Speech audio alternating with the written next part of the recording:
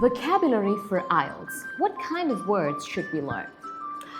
When it comes to IELTS, many people think it's about learning difficult or big words, but that's not true. What IELTS is looking for is how accurate and appropriate the words are. In simple terms, it's not about how difficult the words are, but how well you use them. Let's classify these words into three groups. The first one, the inner circle. The words we already know and we use comfortably, like good, bad, important, etc. And now comes the middle circle. Middle circle includes the words we know, we understand, but we don't often use, like significant, efficient, etc. And lastly, the outer circle. It includes words that we do not know at all.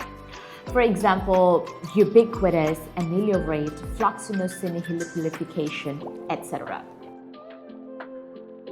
So what usually happens is that students or test takers spend too much time on the outer circle, and this is risky because you're pushing words into your brain and these words would move to the middle circle, but when you go for the exam, you may not remember it. Even if you remember, you may not be able to use it the right way.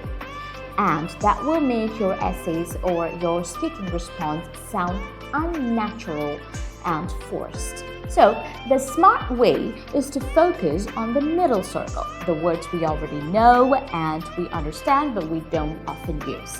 When that happens, when you practice it regularly, those words would move to the inner circle and you would be able to use those words confidently and comfortably.